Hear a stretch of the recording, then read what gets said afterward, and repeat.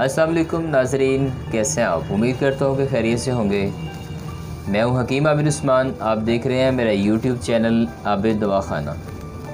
आज मैं आपको बताने वाला हूँ गार्लिक यानी लहसुन के बारे में। इसको किन अमराज में कैसे इस्तेमाल किया जाता है, कितना इस्तेमाल किया जाता है, सब कुछ इस वीडियो में डिस्कस किया जाएगा।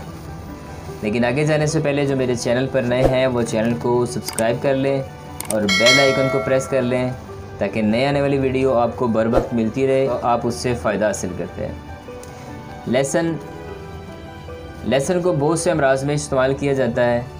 एक तो ये कि हाई ब्लड प्रेशर में इस्तेमाल किया जाता है, क्योंकि इसमें ऐसे केमिकल होते हैं जो ब्लड प्रेशर को कंट्रोल करते हैं। और शुगर को कंट्रोल करने में भी गार्लिक का बहुत अच्छा रोल है, क्योंकि लहसुन में सल्फ़र कंपाउंड मौजूद होते हैं जो इंसुलिन की रेजिस्टेंस को कंट्रोल करते हैं। और जिगर में टॉक्सिल जमा हो जाने पर या खून में क्लॉटिंग आ जाना, इसमें भी गार्लिक को इस्तेमाल किया जाता है।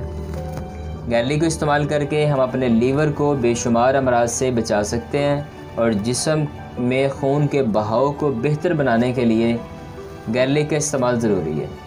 और इसके साथ साथ लहसुन एंटी जर्म्स भी है। अगर बॉडी को जर्म्स से नुकसान हो तो भी गार्लिक के इस्तेमाल से जर्म्स को कंट्रोल किया जा सकता है। और अगर आपके ब्लड में फ़ैट्स की मिकदार बढ़ रही हो या आपका ब्लड गाढ़ा हो रहा हो, इसको भी बेहतर करने के लिए आपको गार्लिक का इस्तेमाल करना चाहिए।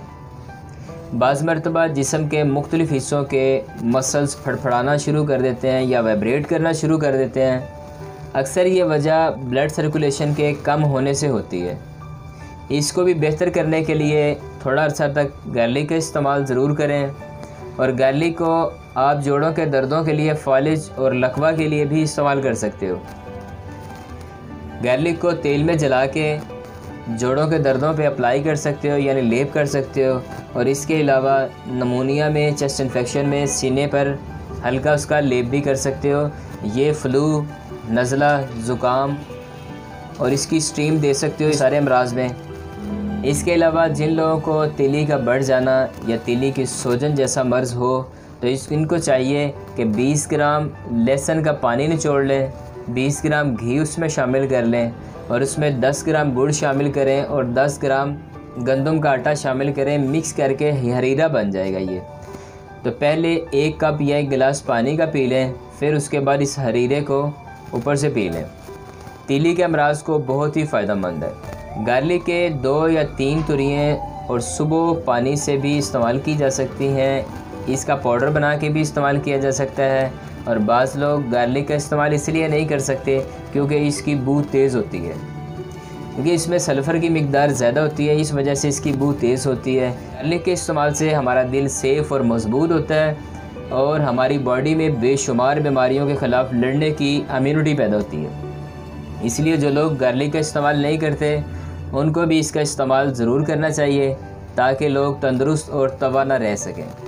इस वीडियो को शेयर भी करना, लाइक भी करना। इसके साथ ही इजाज़त दीजिए, फिर मुलाकात होगी। लेकिन इस वीडियो के कमेंट में आपने बताना है कि नई वीडियो किस मर्ज़ पे बनाई जाए। इसके साथ ही इजाज़त दीजिए। अल्लाह हाफ़िज़।